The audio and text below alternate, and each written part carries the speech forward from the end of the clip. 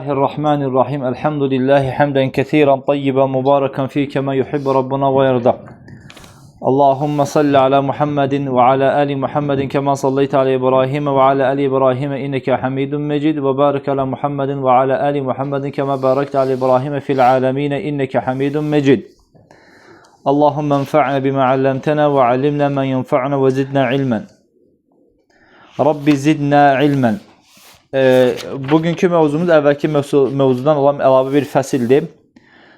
Bu fəsildə də bizə Qureyşlərin cahili əhlində olan müəyyən bir vərdişlərdən, müəyyən bir əməllərdən bəhs edəcək. Hansı ki, o vərdişlər, o əməllər İslam dininə müxalif olan əməllərdəndir. Keçək mövzumuza. Və zəkərə İshaq mə kənət Qureyş ibtədə'u fi təsmiyyətihim humus və huvə əşşiddətu fiddini və salabe. İshaq rahiməhullah Qureyşin öz dinlərində, öz adət ənənələrində etdiyi yeniliklərdən bəhs edir. Onlar da özlərini humus adlandırırdılar. Onlar özlərini adlandırırlar. Humus, əl-humsu və ya əl-hums adlandırırlar. Hə, mim sakin və sin. Bizim dil oxunuşda hums adlandırırdılar. Bu da özlərindən qondardıqları bir məna idi. Onu da mənasını deyirlər ki, dində son dərəcə ciddiyyət, möhkəm və fədakar olanlar olaraqdan özləri adlandırırdılar. Eləcə də şücaətkar, cəsur olduqlarını bildirirdilər.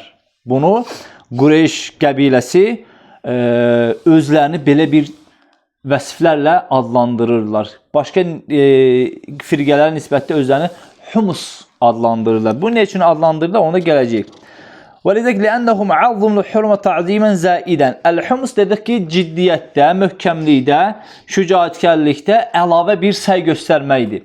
Aydındır. Bunlar deyirlər ki, çünki Qureyş Məkkə dönəmində və ya cahiliyə dönəmində Məkkənin idarə olunması, Məkkəni təsis etmək, əvvəlki mövzumuzda demişdik, Məkkənin binövrəsini qoymaq, onu bina etmək, ora gələnlərə yemək vermək, paltar vermək, bu Qureyşə asılı idi. Və bunlar da bundan dolayı onlarda başqa qəbilələrə nisbətən həm onun mücavirin, onun ətrafında olmaqla yanaşı, onları, yəni haram həddlərini, hüdudlarını başqa qəbilələrdən özlərini daha çox qoruduqlarından dolayı özlərinə humus adlı, yəni dində daha möhkəm, daha cəsur, daha cömert olduqlarını adlandırırdılar. Əlavə bir, yəni onu qorumaq daha əlavə ziyadə idi, aydındır. Bihaythul təzəmu bisəbəbi əllə yəxrucu minhu leylətə Arafa. Onlarda belə bir, yəni bu cahili adətidir, özlərindən qondarmadır. Bunu bidət deyirlər də dinimizdə, özündən qondarma bir adətlər var idi. Yəni onlar haram hüdudlarını daha çox qoruyardılar.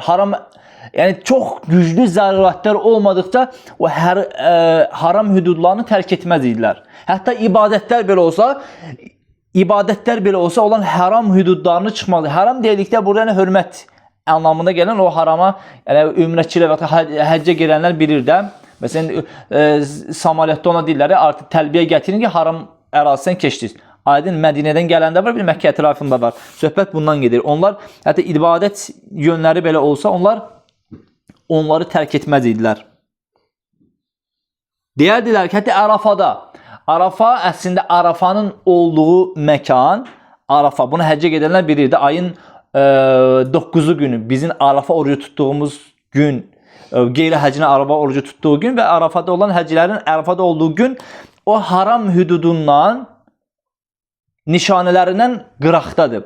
Onlar humus olduqlarına görə onlar həmən ki o təzim etdiklərindən dolayı onlar cahiliyyə dövründə haram hüdudlarını keçərəkdən Arafata keçməzdi. Harada qalardılar onlar? Müzdəlifə ətrafında durardılar. Yəni Arafaya keçməz idilər. Çünki deyirlər ki, bizlər əbnəul haram, bizlər haram torpaqların, bu diyarın uşaqlarıyıq. Və quttanul beytillah, Allahın evinin paltar, onlara tavaf etməyən insanlar və yaxud da ki, evi örtüklə örtən kimsələr deyərdilər.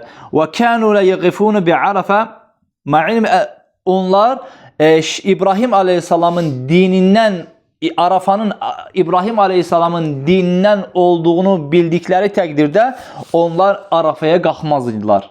Arafaya çıxmazdı. Çünki Arafa əvvəl dediyim kimi haram hüdudlarından o tərəfdə idi. Ona görə oraya çıxmazdılar. Hətta la yaxrucu hatta nizami kanu yuqarru bi bid'atil faside. Bu da onların öz bidət, fasid bidətlərindən dolayı idi.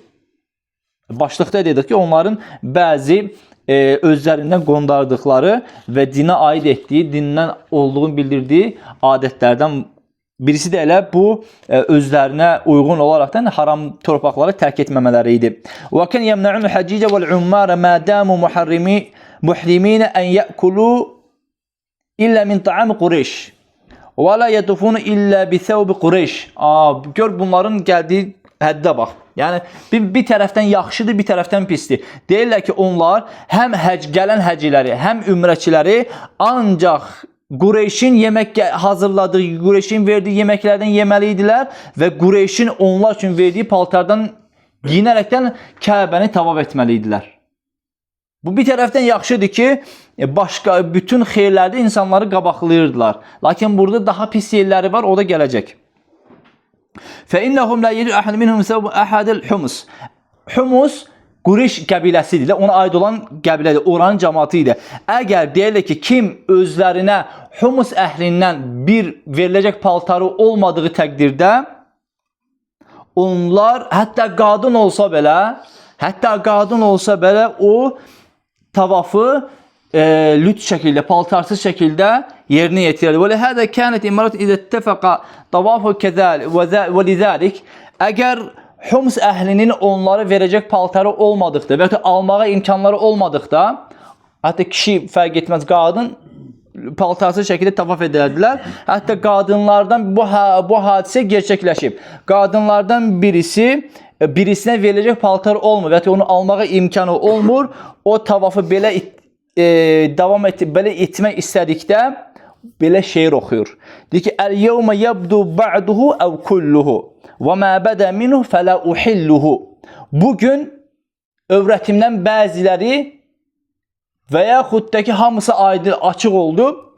Lakin ondan görüləni mən deyir halal etmirəm deyək qadınlar belə tavaf edərdilər. Yəni tavaf başlamazdan və belə edərdi. Yəni çünki əlini qoyar, övrət yerinə əlini qoyar, çünki başqa paltarı yoxdur. Bu cahiliyyə dövründə olan bir adət idi. Bu bunların həqiqi surətdə gerçəkləşdirdikləri, etdikləri və insanları buna məcbur etdiyi əməllərdən idi ki, Humus Qureyş əhlindən olan kimsələrin onlara verəcək paltarı yox idisə və ya onu alacaq biləcək paltarı yox idisə, kişi olsun, qadın olsun, lüt şəkildə tavaf edərdilər və onlardan birisinin qadın dediyi şeirdə belə oldu. Bugün bəzi yerlər və ya da ki, hamısı göründü, lakin görünən yerləri baxılmasını mən deyə halal etmirəm deyə qadın belə şeir deyərdi.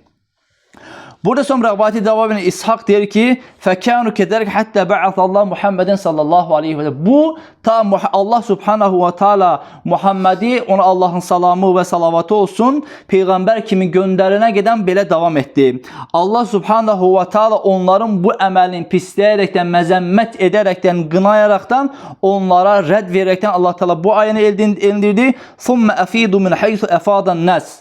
Yəni onların cahiliyyə dövründə Arafata getməmələrini rədd olaraqdan Allah Taala onu dedi ki, birinci rədd Arafaya getməmələri insanların gəldikləri, insanların qayıtdığı, yəni Arafa yerindən siz də qayıdın deyə Allah Taala deyir.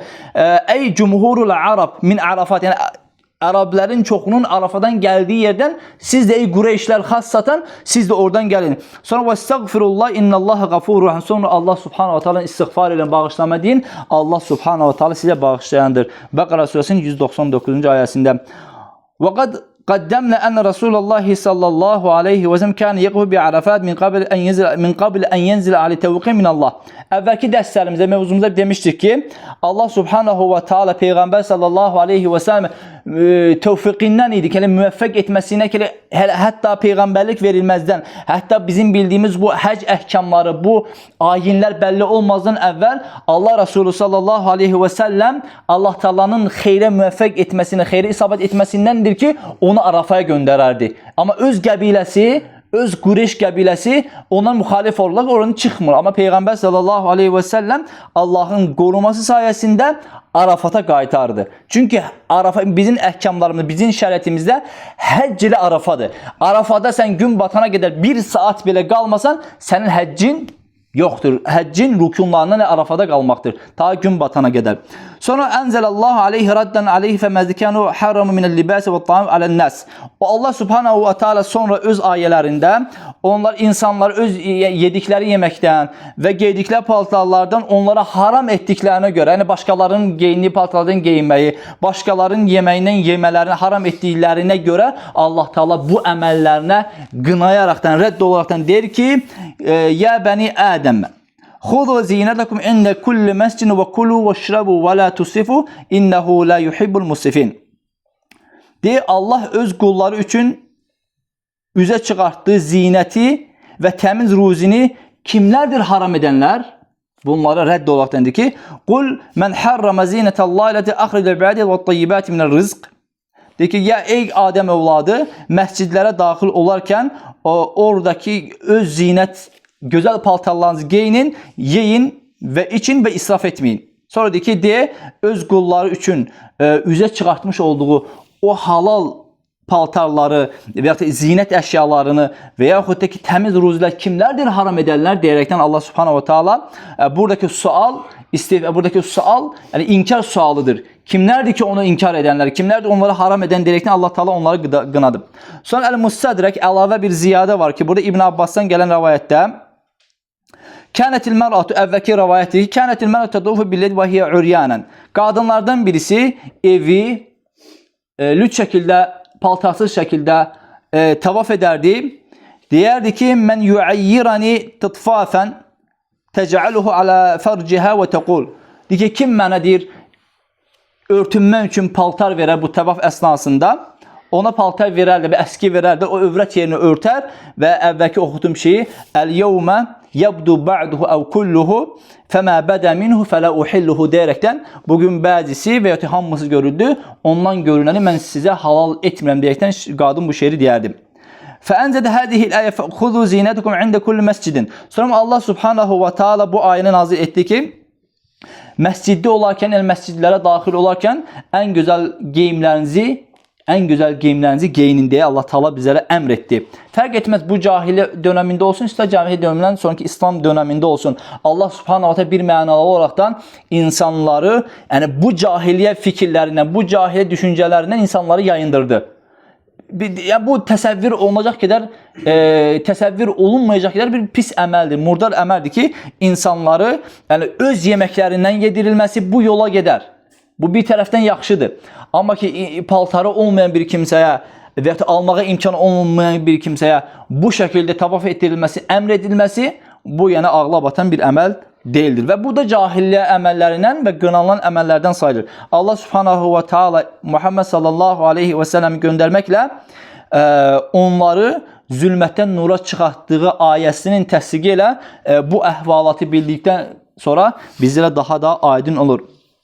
Və qalə Urva, başqa bir rivayətdə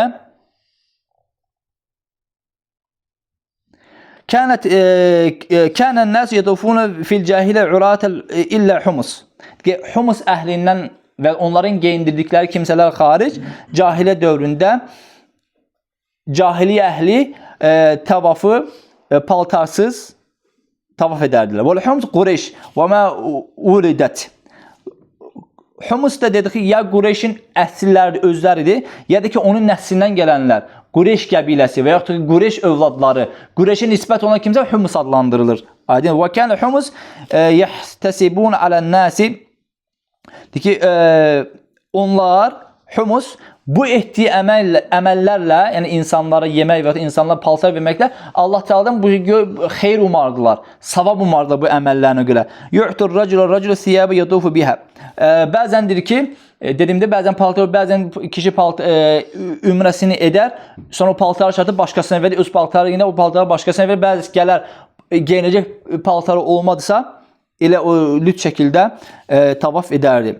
Və yu'tul mar'atal masa və yutufu biha. Fəmən ləm yu'til humsa Bafa bil beyti uryanan. Və yaxud dedi ki, sonda yəni qadın olar, qadına paltar verər, o geyinib ümrə edər və yaxud da ki, humusun onlara paltar verdiyi kimsələr olmasa, o paltarsız şəkildə, yəni özü ilə bərabər gəltirdiyi, özünlə olduğu, özünün aldığı paltarla o tavaf etməz idi.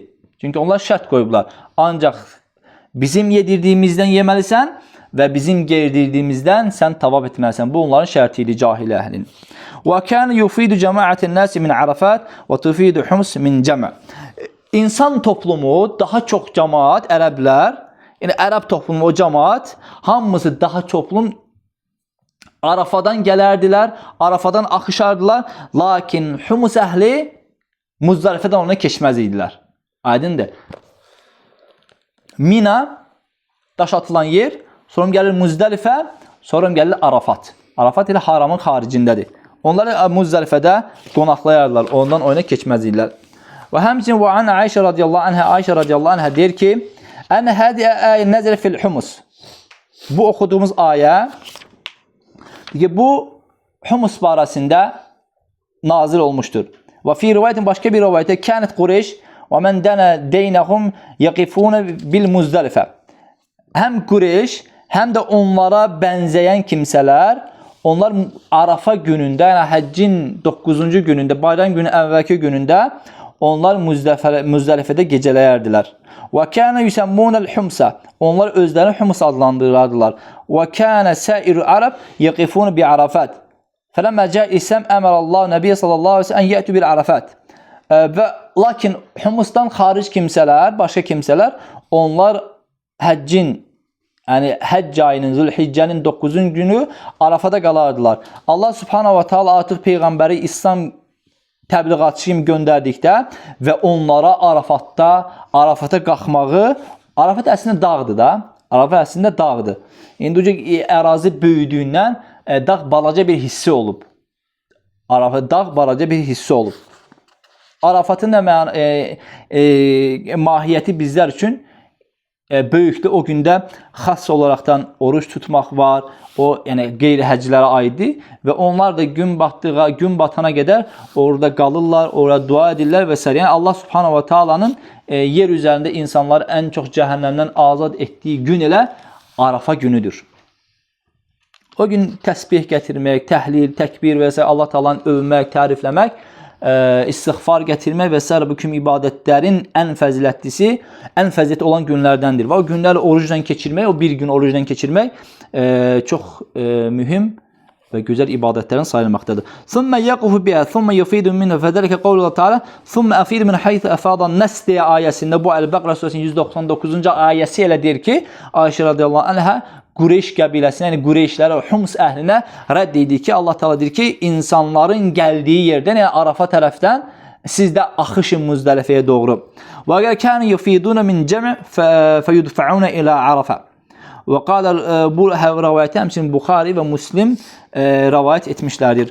Bunda da xülasə eləyək, bidət Qureyşin öz cahilə dönümdə bəzi bidətləri vardır ki, o bidətlərdən də birisi özlərini humus adlandırmaları və özlərini haramın övladları adlandırmaları, Allah Taala'nın evinin bəzəyən kimsələr adlandırmaları, Arafaya qalxmamaları, həcc olsun, ümrə olsun, bu üçün gələn kimsələri həm yedirməklə, həm də geydirməklə özlərini mükəlləf etdikləri və həmçinin özlərinin də əlavə bir, hətta bildikləri halda ki, İbrahim Aleyhisselamın Hənif dini ilə, dinində buyruqlar insanların həccin 9-cu günündə Arafaya qalxmaları idi. Lakin bunları özündən bidət, fasid bidət çıxartdıqlarından dolayı həm özlərinə, həm də başqa kimsələrə bunu qadağan edərdilər. Bundan sonra da biz bildik ki, Allah Subhanahu va Taala insanları məscidlərə daxil olarkən fərz etməz. Bu istər adi bizim məscidlər olsun, istər xassadan Məkkə, Mədinə məscidi olsun, ümumiyyətlə bütün məscidlərə gedərkən bu məscidlər qırağa, ümumiyyətlə insan libasını geyinməlidir. Şəriətimin bizə həm qadının da və həm də kişinin övrətinin yerlərini təyin etmişdir. Burada artıq ixtilaf yoxdur, aydındır. Həm insan fitrəti buna artıq, yəni insan fitrəti, Həqiqi insan, salamat insan fitrəti, əlavə bir İslam fitrəti insana övrətçinin kiminsə yanında açmasını insana təbii olaraqdan qadağan edir. Lakin cahiliyyə o qədər zülmət idi ki, o qədər qaranlıq idi ki, İslam gələnə qədər bu əməlini davam etdilər. Elhamdülillah, Allah həmd olsun ki, Allah Teala bizləri bu zülmətdən aydınlığa çıxartdı. Bununla mövzu sona çatdı. Gələn mövzumuz da maraqlı mövzudur. Onu eşitməyə və qulaq asmaya, faydalanma Allah Teala bizlərə nəsib etsin. Və sallallahu ala nəbiyyina Muhammed və ala alihi və sahbihi və səlləm.